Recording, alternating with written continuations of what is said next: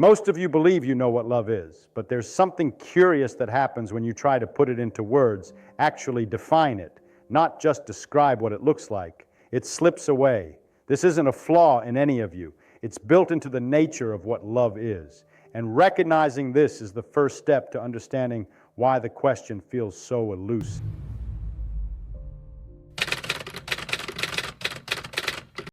Ask someone what love is. Go ahead. Ask your friend, your mother, your therapist, anyone. They'll say something like, it's a deep connection. Okay? What's a connection? It's when two people care about each other. What does caring mean? It means you love them. You see what just happened? You went in a circle. You used the word to define itself. That's not an explanation. That's just rearranging the furniture in the same room. Try again. Someone smarter might say it's a bond, an attachment, a feeling of belonging. But those are all just synonyms. You're not explaining love. You're giving it different names and hoping one of them feels like an answer. None of them do, because none of them tell you what love actually is at its core. They just tell you what it looks like from the outside. And here's the thing that should stop you cold. The man who understood the fundamental forces of the universe better than almost anyone who ever lived, the man who could calculate quantum interactions to 11 decimal places, who rewrote the laws of electrodynamics, that man looked at everything he knew about physics, everything he knew about the structure of reality, and he said plainly and without hesitation, physics isn't the most important thing, love is. That was Richard Feynman. And he wasn't being sentimental. He wasn't making a greeting card. He was making a statement about priority, about what matters at the deepest level. The man who spent his life peeling back layers of the universe, who refused to accept comfortable lies, who demanded honesty from every equation and every explanation, that man put love above all of it, above quantum electrodynamics, above the speed of light, above every force and field and particle he'd ever studied. Now you're paying attention. Good. Because if the greatest physicist of the 20th century says love is more important than physics, maybe the question of what love actually is deserves more than a shrug and a greeting card answer. Maybe it deserves the same rigor, the same honesty, the same refusal to accept comfortable nonsense that we demand from science. And maybe, just maybe, when you apply that rigor, you'll discover that love is stranger, deeper, and more fundamental than anything you've been told. Now here's where people think they get clever. They hear me say, love can't be easily explained, and they jump in with science. They say, actually, we know exactly what love is. It's dopamine, it's oxytocin, it's serotonin, it's pair bonding, driven by evolutionary psychology. They say it with confidence, like they've cracked the code, like they've taken this big, messy, mysterious thing and pinned it to a board with a neat little label. But here's what they've actually done. Nothing. They've renamed the mystery and called it an explanation. Saying love is dopamine is like saying magnets repel because of magnetic force. That's circular. That's not explaining anything. It's just giving the mystery a chemical name instead of an emotional one.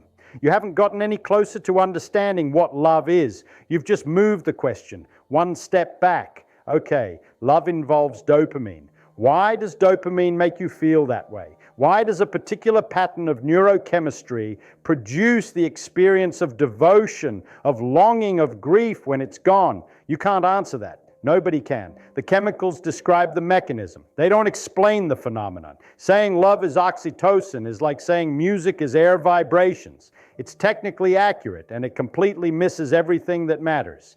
You wouldn't play a symphony for someone, and when they ask why it's beautiful, say, because of the frequency distribution of compression waves in the medium. You could, but you'd be wrong in every way that actually counts. And here's what's interesting. Feynman's own mother understood this. She saw her son becoming one of the greatest scientific minds in history, watching him reduce the universe to mathematics. And she said something that cuts right through all the clever explanations. She told him, tell your son to stop trying to fill your head with science, for to fill your heart with love is enough. She wasn't anti-science. She wasn't ignorant. She was seeing something that the equations couldn't capture. She was seeing that the map is not the territory, that knowing the chemical formula for love is not the same as knowing love, that the description, no matter how precise, no matter how many decimal places, is not the experience. People want to sound smart about love. They want to reduce it to biology so it feels manageable, controllable, less terrifying. But love is terrifying precisely because it resists reduction. You can't shrink it down to a molecule and put it in a jar. You can measure the chemicals all you want. You can map every neuron that fires. And at the end of all that mapping, you still won't have explained why losing someone can break you in half. The chemicals don't explain that. The evolutionary models don't explain that. The only thing that explains that is the experience itself. And the experience doesn't fit inside an equation. But let's say you're stubborn. Let's say you still want to push the chemical explanation. Fine. Let's go deeper. Let's really look at what the science actually says and see if it holds up the way you think it does.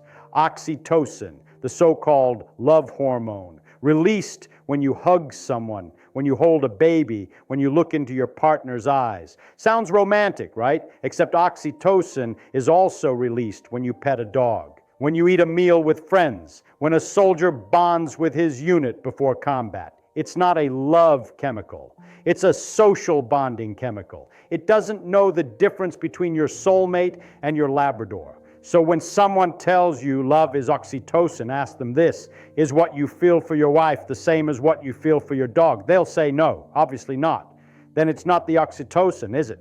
The chemical is the same. The experience is completely different. The chemical doesn't explain the difference. It can't. Now try dopamine, the reward chemical, the one that lights up when you eat sugar, win a bet, scroll social media, or see the person you're in love with. Dopamine doesn't distinguish between love and gambling addiction. The same system fires for both. So if love is dopamine, then love is the same thing as a slot machine.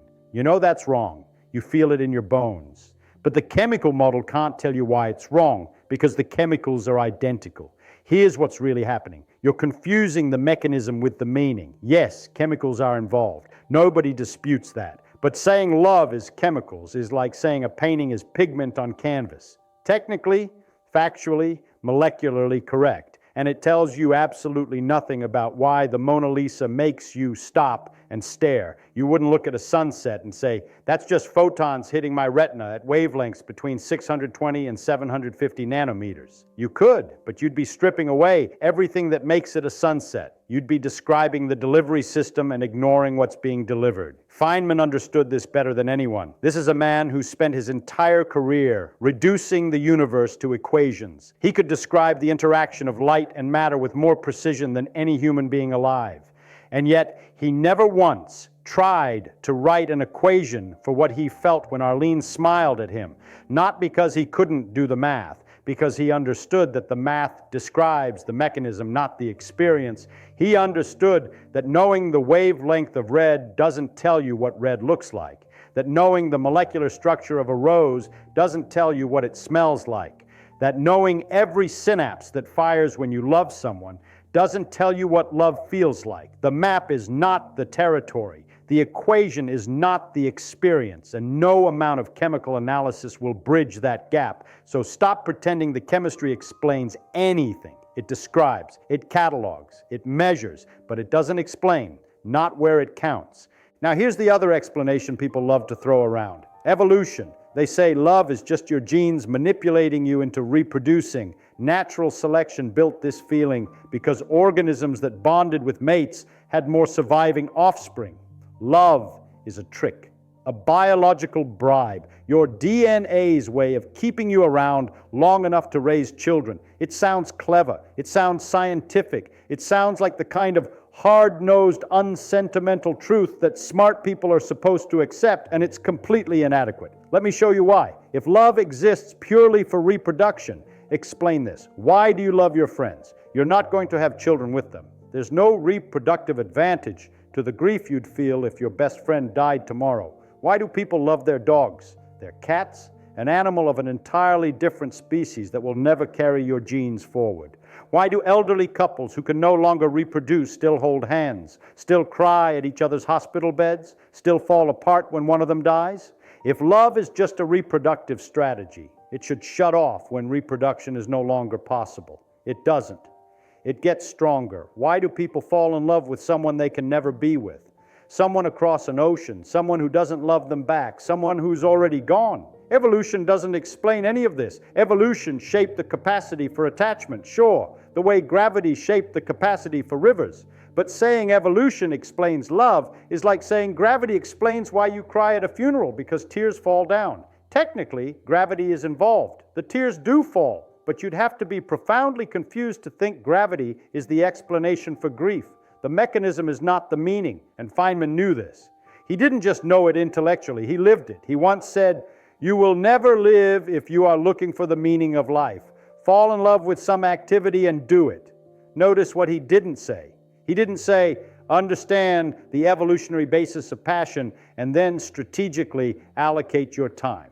He said, fall in love. He used those exact words deliberately because he understood that the experience of loving something, a person, a craft, a question, a problem that keeps you up at night is not reducible to survival advantage. It's not a trick your genes are playing on you. It's something real, something irreducible, something that exists at a level that evolutionary psychology can gesture toward but never fully reach. Love overflows every container you try to put it in. It spills past reproduction, past survival, past any neat biological category. It makes people do things that make no evolutionary sense at all, sacrifice themselves for strangers, devote their lives to art no one will see, write letters to dead wives they know will never be read. That's not a reproductive strategy. That's something deeper, something evolution built the machinery for but cannot explain, something fundamental. So now we've torn apart the chemicals, we've torn apart the evolution, and you're still sitting there wanting an answer. You're still asking why. Why do we love? What causes it? What's underneath it? And here's where I need you to stop and really listen. Because the problem isn't that nobody's given you a good enough answer. The problem is that your question is broken. You're asking me to explain love by reducing it to something simpler, something more basic, something you already understand. That's how explanation works, right? You explain the unfamiliar by connecting it to the familiar. You explain why ice floats by talking about molecular structure. You explain why the sky is blue by talking about light scattering. You take the strange thing and you chain it back to something obvious. But here's the question that should stop you dead. What's more familiar than love?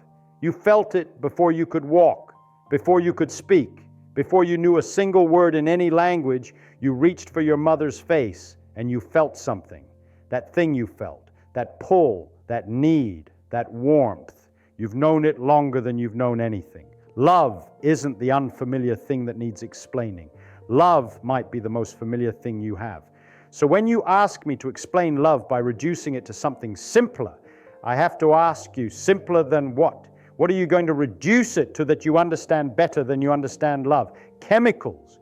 You don't experience chemicals, you experience love. Evolution. You don't feel natural selection, you feel devotion. You're trying to explain the thing you know best by using things you know worse. That's backwards. In physics, we have a name for this situation. We call it fundamental.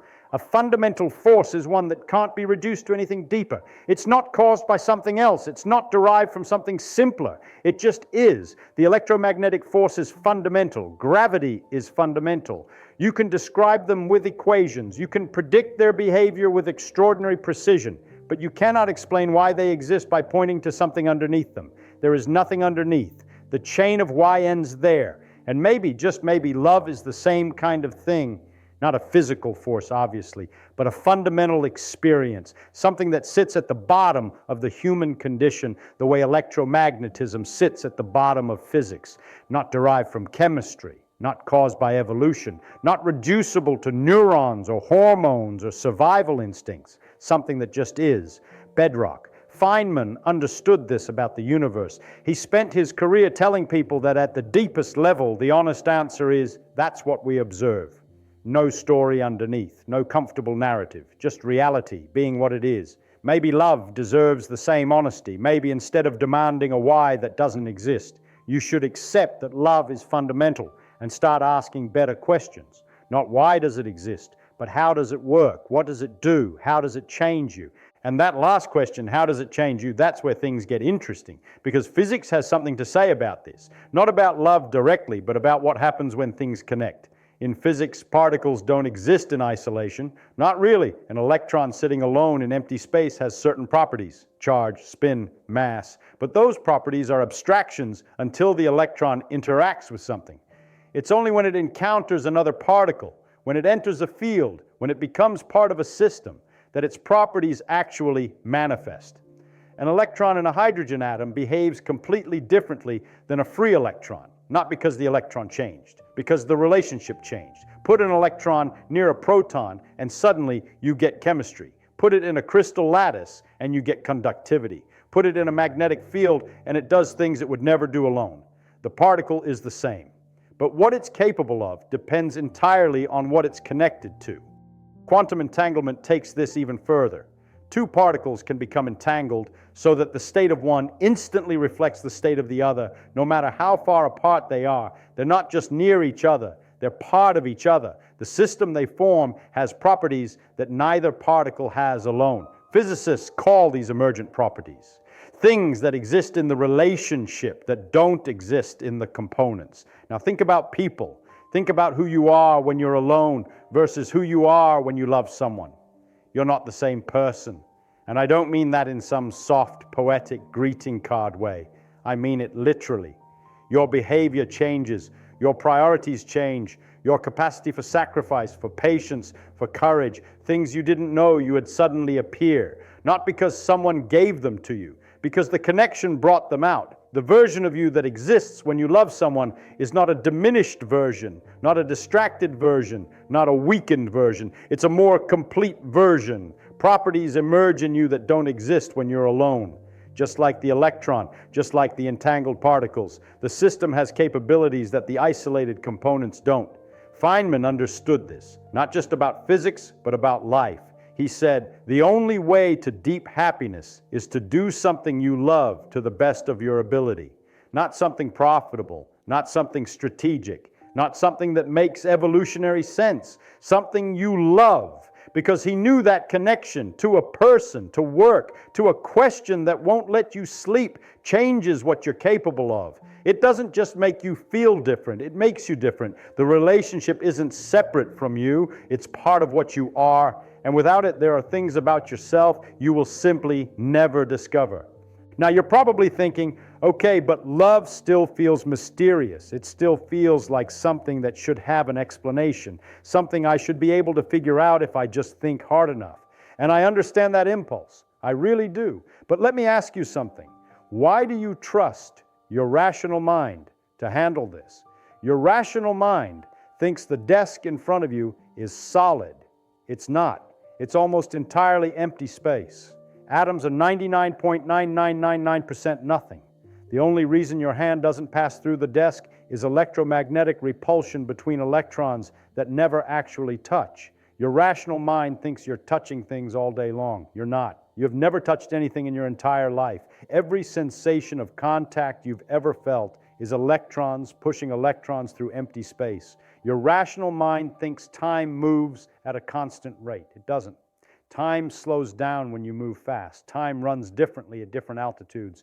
The GPS satellite above your head right now is experiencing time at a measurably different rate than you are. Your rational mind is wrong about almost everything at the fundamental level. It evolved to help you throw rocks and avoid snakes on the African savanna. It did not evolve to understand quantum fields or the curvature of space-time or what happens inside a black hole. And it did not evolve to understand love. So when your rational mind looks at love and says, this doesn't make sense, this should be reducible to something logical, that's not love failing to meet the standard of reason. That's reason failing to meet the standard of love. You're using the wrong tool. You're trying to weigh the ocean with a kitchen scale. The mystery you feel isn't in the love. It's in the limitation of the instrument you're using to examine it. Feynman, the greatest physicist of the 20th century, understood this. He could hold the equations for quantum electrodynamics in his head. He could calculate the magnetic moment of an electron to 11 decimal places. He could predict the behavior of photons and particles with a precision no one had ever achieved. and he could not think his way through love, not because he wasn't smart enough, because thinking isn't how you get there. Love doesn't live in the part of your brain that solves equations. It lives somewhere deeper, somewhere older, somewhere that existed long before language, long before logic, long before anyone scratched the first number into the first piece of clay. And when Feynman lost Arline, when the woman he loved died of tuberculosis at 25 years old, no equation in the world could fix what broke. He couldn't calculate his way out of grief. He couldn't derive comfort from first principles. He couldn't peer review his way back to okay. The smartest man in the room had to do what every human being who has ever lost someone has to do. He had to feel it, all of it, without formulas, without shortcuts, without understanding. And here's what he felt. 2 years after Arline died, in October of 1946, Feynman sat down at a desk and wrote her a letter. He was 28 years old. He had already helped build the atomic bomb at Los Alamos. He was already being recognized as one of the most brilliant physicists of his generation. He could describe the behavior of every particle in the universe with mathematical precision. And he wrote this: I adore you. I love my wife. My wife is dead. 3 sentences. Look at them. Really look. Present tense, past tense. The grammar breaks because grief breaks grammar. The tenses contradict each other because love and death contradict each other. He loves her. She is dead. Both statements are true. And his mind, this extraordinary mind that could hold the most complex equations in physics, could not reconcile them. He kept writing. He wrote, I find it hard to understand in my mind what it means to love you after you are dead, but I still want to comfort and take care of you, and I want you to love me and care for me. Read that again.